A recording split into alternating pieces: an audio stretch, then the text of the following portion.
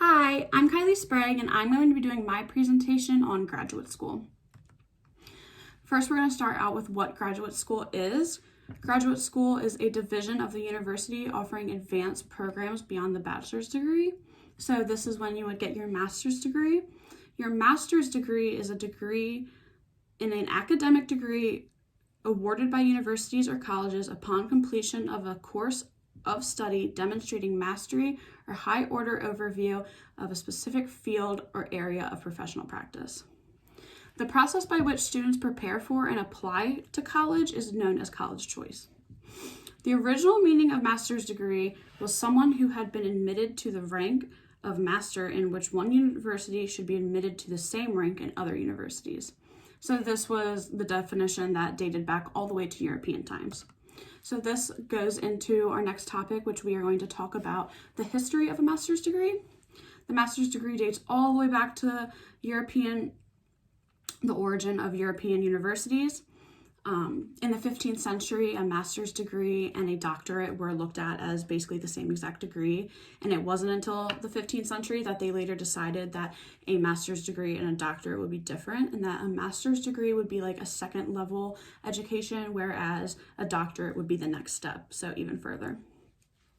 In the 19th century, we saw a great expansion of variety of master's degrees, so this is expanding more than Masters of Arts. Masters of Arts, your MA, which that is something that they only had back then, and it wasn't until the 19th century that we started incorporating Masters of Science. And this is great because a lot of people get their degree now in Master of Science. The master's degree, the first one awarded in the US was right after Harvard was founded, and the first master's degree was awarded at Harvard. So why am I talking about master's degree? The reason that it is so important to me is because currently I am applying to graduate school.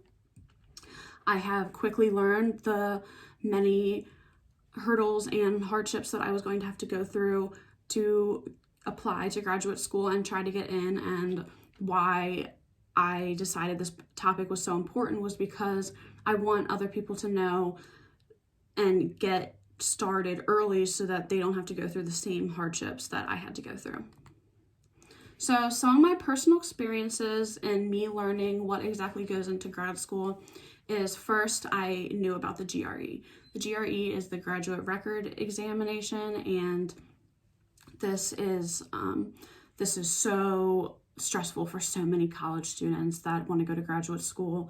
The GRE, people slave over studying for it and try to get a good grade. A great idea and recommendation would to be getting a GRE baseline score. So this would mean, like, if you were to have a GRE practice exam right in front of you, like, you would take it right now, and that would be your baseline score. And then from there, you only want to improve. So you can keep taking practice exams and see how you do. And then once you feel ready, you can take your GRE. I personally don't have to take the GRE, which I am very blessed for. I believe this is because I'm going from Towson undergrad to Towson graduate. I chose to go into the Towson graduate program because Towson is an awesome and diverse school. I love it so much. I had a great time for my undergraduate degree there, and I have only seen great things from it. I came from a very closed-minded little town to going to Towson, which has so much diversity, and it's so great to see, and I feel like everyone is so much more accepted there. I also love Towson because they have amazing connections for child life. We are about 15 minutes away from Baltimore. Baltimore has amazing hospitals that Child Life utilizes and Towson utilizes, and Towson has very good connections with Baltimore hospitals and other hospitals, and their connections are so helpful, and that is one of the reasons that I knew I wanted to go to Towson. So some other things I have personally experienced is that you have to find references, not only from your work, but also from professors. So this is something that I didn't think about or had no idea about that I think others should know about, because I really didn't forge any strong relationships or get good bonds with like any one professor while I was in my undergraduate degree. So trying to find a professor that could write me a letter of recommendation for graduate school was hard. I did have one professor that I thought would be awesome, but she is actually in the Child Life Council, and so that makes her ineligible to write my Child Life recommendation, because she will be looking over them. Building a resume early, and when I say early, I mean in your undergraduate degree, like as soon as you start undergrad, this is crucial to build your resume. This would be like things like having an internship, volunteering, joining clubs. These are all things that I personally did, and anyone can do to stand out above the other people that are applying to the same program as you. Internships are great because they will give you so much experience and let you see things that you may realize you no longer want to do, or maybe you experience something and you're like, wow, this is something that I want to get more into. This is what I realized with Casey Cares. Casey Cares is where I did my internship. They serve critically ill children and give them activities that can make them not feel like a sick kid for a day.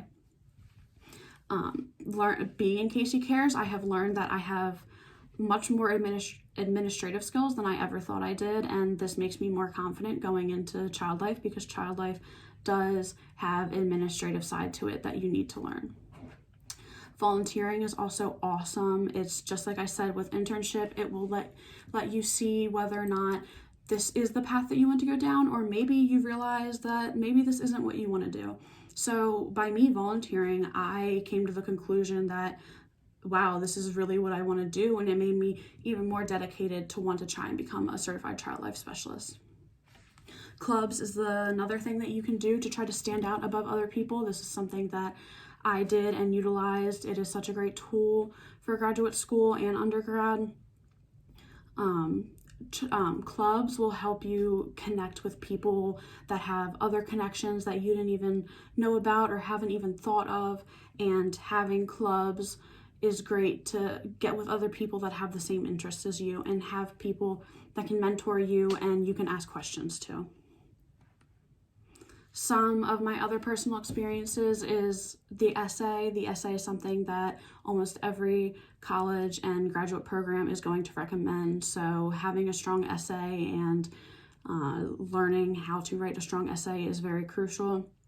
You're going to have to answer questions in the essay, and I would strongly recommend, what I did was send it to the Writing Center, and I also sent it to some child life specialists that I work under to make sure that I hit all the marks I was supposed to, and the Writing Center will help with grammatical errors. You want to look as professional as you can for your essay, and you want to try to stand out above those other students.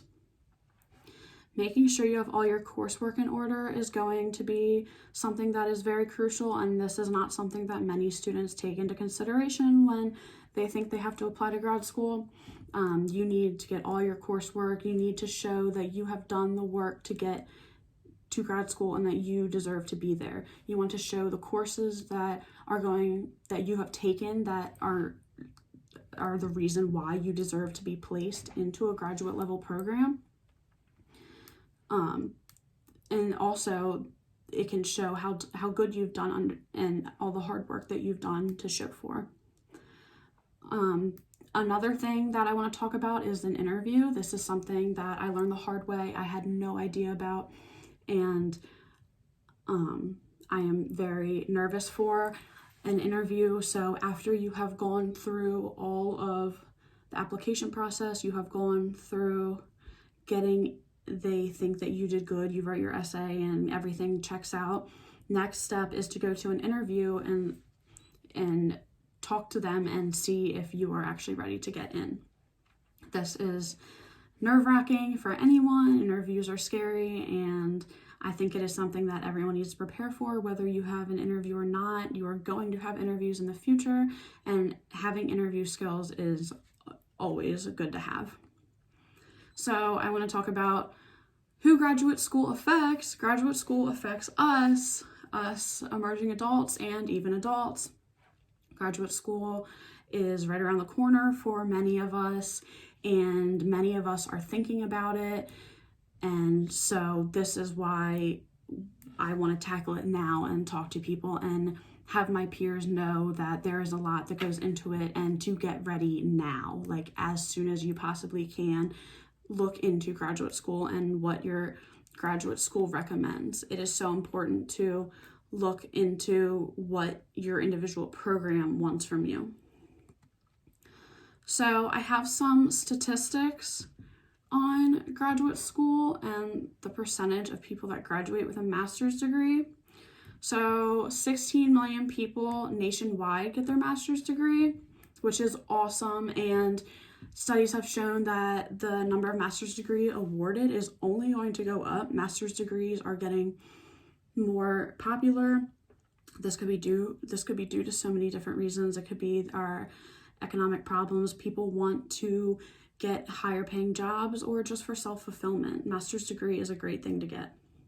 So 16 million people nationwide getting their master's degree is only 8% of our population, but this is 43% more than in 2002. So like I said, like master's degrees and the amount of people getting them are only going up, and it's expected to increase. How much people make with a master's degree versus a bachelor's degree?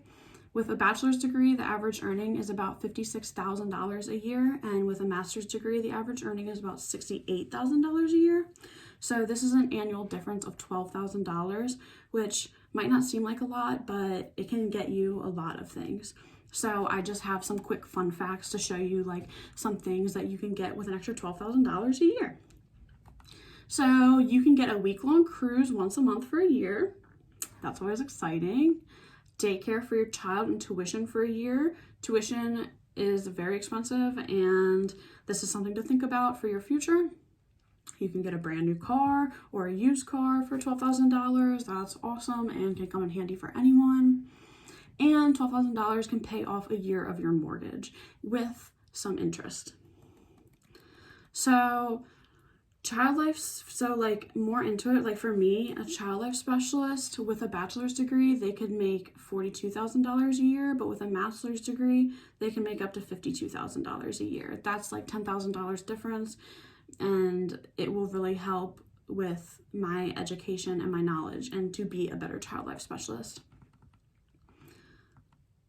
So the master's degree, when thinking about it, you can use social exchange theory, and social exchange theory is awesome, and when you think about it, it can really help you decide whether or not graduate school is a good pick for you.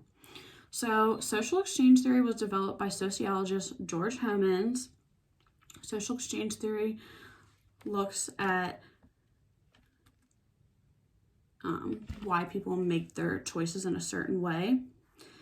Social exchange theory says that everything we do is rational and that our behaviors are due to how people weigh out the potential benefits and risks when making decisions. So if you think about it, like your benefits and your risks, and you're weighing out them for graduation, for graduate school. So like, do I want to go to graduate school? Yes or no? And you start to put out the rewards and the costs. So social exchange theory also says that people are motivated by self-interest and seek things in relationships that are beneficial to themselves. This means people seek rewards and avoid punishments or costs, which makes complete sense. You want to look, if you're going to go to graduate school, if you're going to make that choice, you would rather get more out of it than less. So an assumption to social exchange theory is that individuals are constrained by their choices. This entails maximizing profit while minimizing costs in relationships and life decisions, and that individuals' decisions are based on the individual's expectations. So of course, going to graduate school, we're going to expect to come out and have a higher income, and we're going to expect to come out with more education and to become a better profession, be better at what we do in our profession. A strength of social exchange theory is that it has the ability to explain and predict human behavior in social contexts. It is also straightforward methodology for research. So social exchange theory is such a great and easy theory to look at. It's very self-explanatory. But a limitation is it assumes family is merely a collection of individuals. It also suffers from tautology. This means it uses itself to explain itself, which it really does, but it is self-explained. You just want to figure out whether or not all your rewards are going to outweigh your costs. This way you know to go to graduate school. But say you measure it all and your costs outweigh your rewards, this is how you'll decide maybe not to go. Another limitation is that it ignores how gender, social structure, and power influence exchanges. This is something to think about because gender and your social structure, all of this can be a big factor and is going to look different for everyone in graduate school. Like your gender can change whether or not you think graduate school is worth it. So for example, we see an increase of females going to graduate school. This is just because females tend to get paid less and they want to get more money than their counterparts. So when we're thinking about graduate school and family life education methodology, we want to think about what family life education methodology is first. So it promotes healthy family functioning by educating and fostering knowledge and skills to promote optimal family functionality. Family life education methodology wants to transform learning and help better educate people on ethical issues and social action to get a better family dynamic. Family life methodology would educate not only students but their families on how to apply for graduate school and give them the knowledge that is needed for understanding and successfully completing one's application. This alone will give both the student and their family less stress and give the student and their family less stress, which will then in turn increase their family dynamic and promote optimal family functionality. So what I was just saying is that by using family life education methodology, we could better understand and research